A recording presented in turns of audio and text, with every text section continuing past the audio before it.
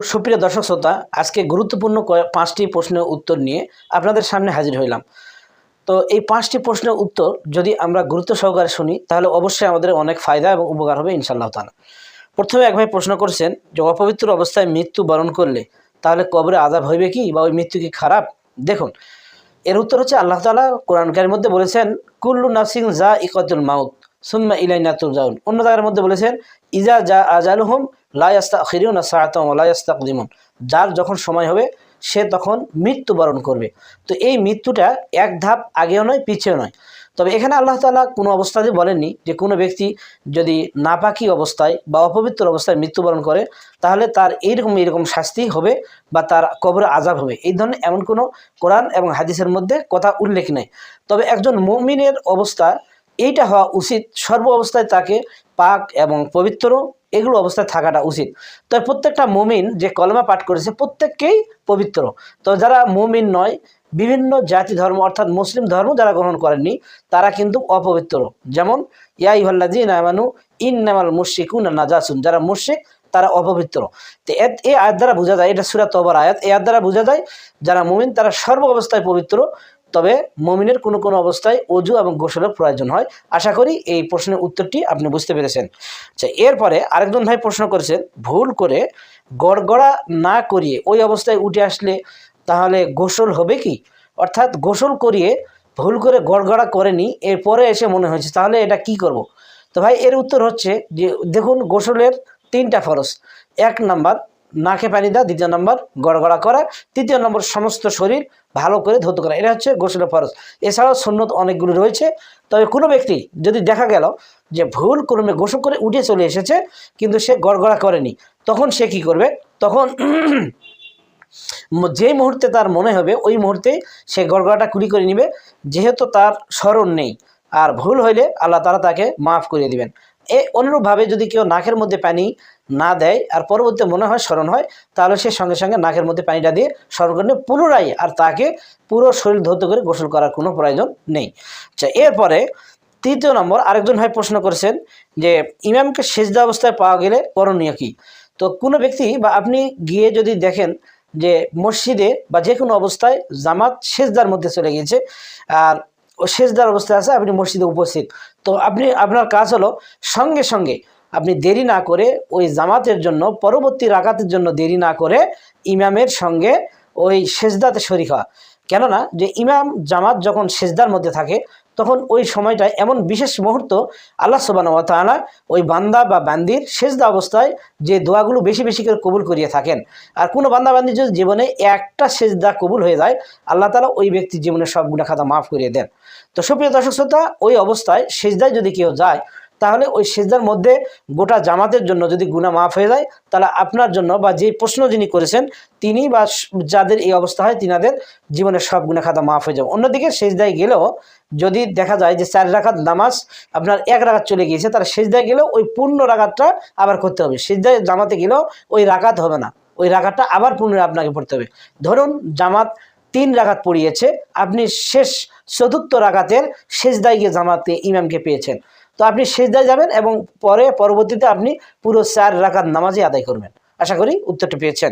আচ্ছা, এরপরে আরেকজন প্রশ্ন করেছেন যে মাসিক অবস্থায় কোরআন তেলাওয়াত করা যাবে কিনা? তো দেখুন, মাসিক অবস্থায় কোরআন তেলাওয়াত করা যাবে কিনা এ নিয়ে উলামায়ে কিরামগণের মধ্যে মতভেদ রয়েছে। তো অধিকাংশ উলামায়ে কিরামগণ তিনারা বলেছেন যে মাসিক অবস্থায় মেয়ে মানুষেরা কোরআন শরীফ তেলাওয়াত করতে পারবে, তবে কোরআনুল কারীম হাত দিয়ে স্পর্শ করতে পারবে না। তবে ল্যাপটপ অথবা মোবাইল এই ধরনের যান্ত্রিক কোনো কিছু যদি হয় তাহলে এগুলো দিয়ে দেখে দেখে আবার কোরআন তেলাওয়াত করতে পারবে, এতে কোনো সমস্যা নেই। তবে কোরআনুল কারীম এটা সম্পূর্ণ হাত দিয়ে ছোঁয়া ধরা স্পষ্ট করা অধিকাংশ উলামায়ে কিরামগণের দ্বারা নিষেধ। তবে কিছু কিছু উলামায়ে কিরামগণ বলেছেন যে মাসিক অবস্থায় মেয়ে মানুষেরা শুধুমাত্র নামাজ এবং রোজা থেকে বিরত থাকা কোরআন কারীম তেলাওয়াত করতে পারে।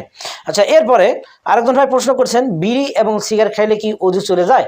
তো ভাই দেখুন, বিড়ি এবং সিগারেট এগুলো হলো ধূমপান। এই ধোঁয়াটা হচ্ছে শয়তানের খাবার, জাহান্নামীদের খাবার।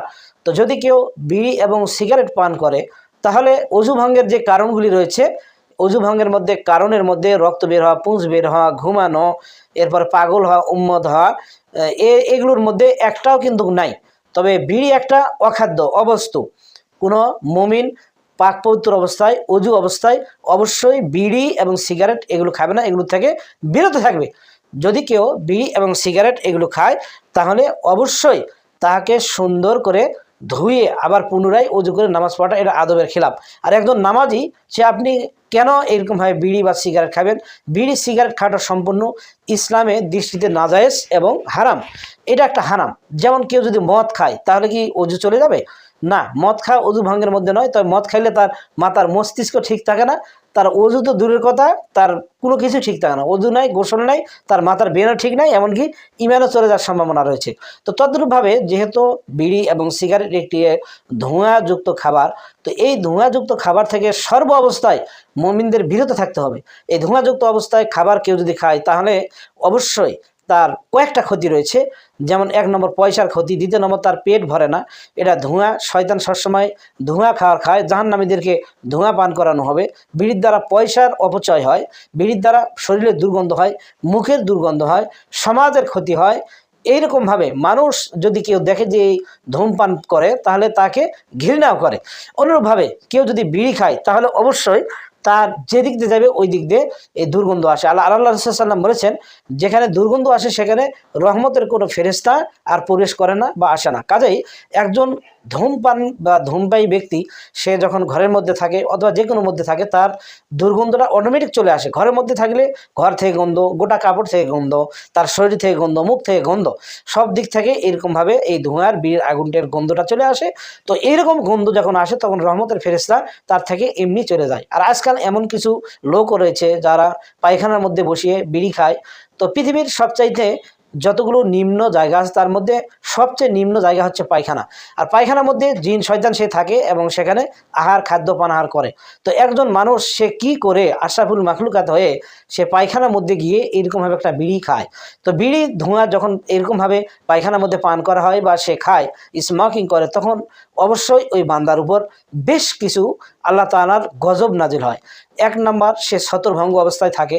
2 নম্বর ওই ব্যক্তিটি ওই মলমূত্র ত্যাগ করা থাকে। মলমূত্র ত্যাগ করা অবস্থায় কেউ যদি কোনো কিছু খায় বা পান করে তাহলে আজকালকে বিজ্ঞানী সায়েন্স বলে যে অবশ্যই ব্যক্তিটির বেশ কিছু শরীরের ক্ষতি হবে, ইফেক্ট পড়ে যাবে, যার কারণে তার মাথার মস্তিষ্কের ব্রেনের ক্ষতি হতে পারে এবং তার শরীরে গ্যাস্ট্রিক, আলসার এগুলো সব বিভিন্ন কিছু হতে পারে। কাজেই এই ধরনের বিভ্রান্তকর জিনিস থেকে আমরা বিরত থাকব।